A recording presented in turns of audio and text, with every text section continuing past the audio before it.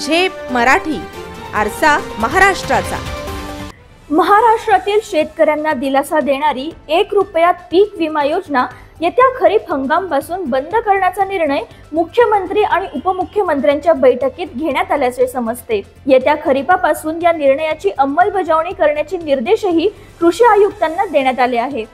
त्यामुळे शेतकरी प्रचंड चिंतेत सापडलाय। म्हणूनच 1 रुपयात पीक विमा योजना बंद न करता पीक विमा योजनेची पुनर्रचना करताना शेतकरी हिताचा निर्णय घ्यावा अशी मागणी महाराष्ट्र प्रदेश काँग्रेसचे कार्याध्यक्ष कुणाल पाटील यांनी मुख्यमंत्र्यांकडे केली आहे।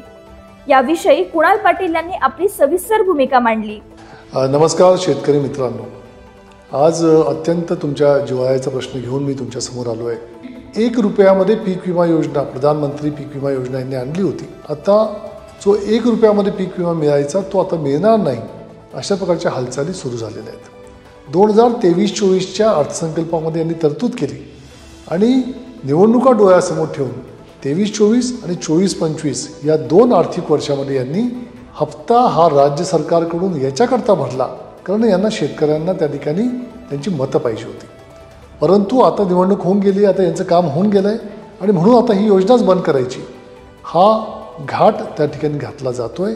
म्हणजे जसं पूर्वी आपण पीक विम्याचा हप्ता आपण भरायचो तसं पुन्हा एकदा 2500 रुपये आपल्याला आपले भरावे लागणार आहेत। तुमच्याकडे असो किंवा नसो पण तुम्ही भरा, ही राज्य सरकारचा आता आग्रह आहे।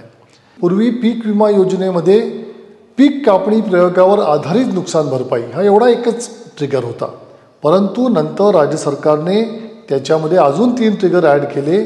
त्याच्यामध्ये स्थानिक नैसर्गिक आपत्ती, काढणी पश्चात नुकसान आणि प्रतिकूल हवामानामुळे पेरणी न होणे हे ट्रिगरसुद्धा त्याच्यामध्ये टाकले होते।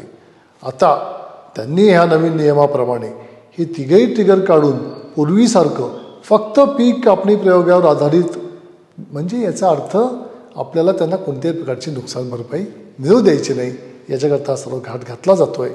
गेल्या वर्षी तुम्हाला आठवत असेल की आपण अग्रिम रक्कम पीक विम्याची सरकारकडे मागून आपण हक्काने मिळवून घेतली होती, कारण तेव्हा प्रचंड मोठा दुष्काळ पडला होता, आपल्याकडे पीक हातचं पूर्णपणे गेलेलं होतं।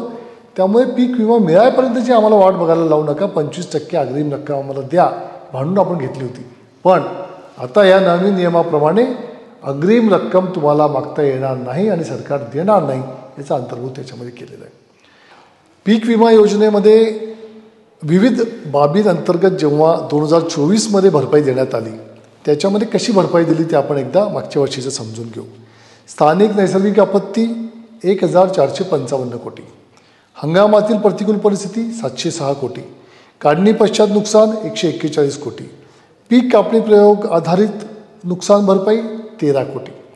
आता या सर्व ट्रिगर्सपैकी फक्त पीक कापणी प्रयोग आधारित, म्हणजे ज्याच्यामार्फत गेल्या वर्षी 13 कोटी मिळाले होते, तेवढा एकच ट्रिगर ठेवायचा आणि बाकी सगळे ट्रिगर काढून टाकायचे, म्हणजे यांना तुम्हाला कोणत्याही प्रकारचा नुकसान भरपाईचा मोबदला मिळू द्यायचा नाही, याकरता हा सर्व घाट घातला जात आहे।